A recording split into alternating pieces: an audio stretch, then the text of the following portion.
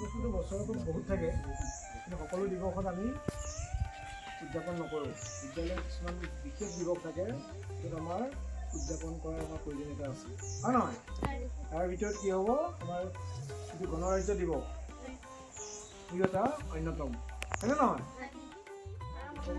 British চৰকাৰে শাসন কৰাৰ পিছত আমি 1947 চনৰ 15 আগষ্ট তাৰিখে আমি দেশে স্বাধীনতা লাভ কৰিছিলোঁ, হয় নহয়? আমি এখন সম্পূৰ্ণ স্বাধীন দেশৰ নাগৰিক হৈছিল। দেশে স্বাধীনতা পোৱাৰ পিছত এইটো স্বাধীনতা দিৱসৰ তাৎপৰ্য।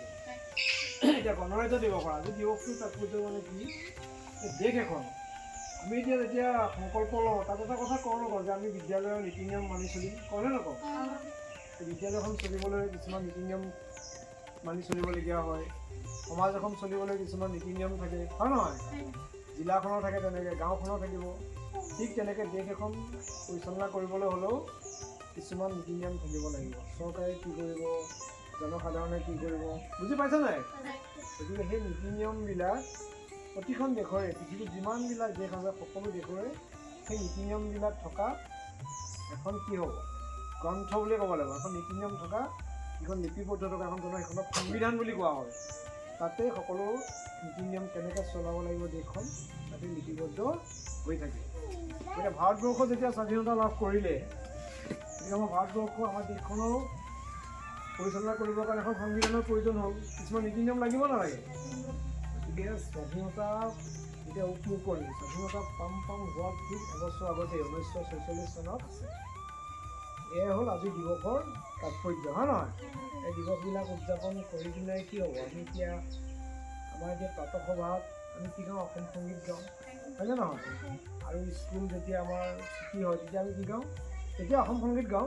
প্ৰাতঃসভাত আমি কি গাওঁ, ৰাষ্ট্ৰীয় সংগীত গাওঁ। কিয় কাৰণে গাওঁ? আমাৰ যাতে দেশৰ প্ৰতি যাতে আমাৰ প্ৰেম ভাৱটো আহে, দেশ প্ৰেমটো যাতে আমাৰ আহিব লাগে, হয় নহয়? আমি প্ৰাৰ্থনা গাওঁ, ভগৱানৰ প্ৰতি ভক্তি ভাৱটো আহিব লাগিব, হয় নহয়? ঠিক তেনেকৈ দেশখনক আমি ভাল পাব লাগিব। দেশ প্ৰেম অমূল্য, দেশ প্ৰেমৰ তুলনা নাই, মানে বুজি পোৱা নাই?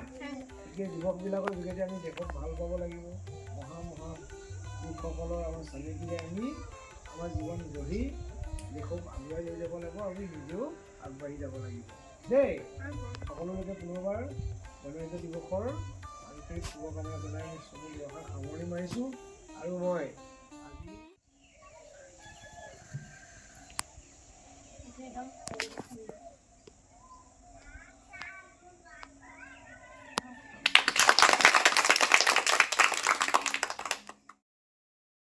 जनगण मन अधिनायक जय हे भारत भाग्य विधाता। पंजाब सिंध गुजरात मराठा द्राविड उत्कल बंगा। विंध्य हिमाचल यमुना गंगा उच्चल जलधि तरंगा। तव शुभ नामे जागे, तव शुभ आशीष मांगे। गाहे तव जय गाथा, जन गण मंगलदायक जय हे भारत भाग्य विधाता।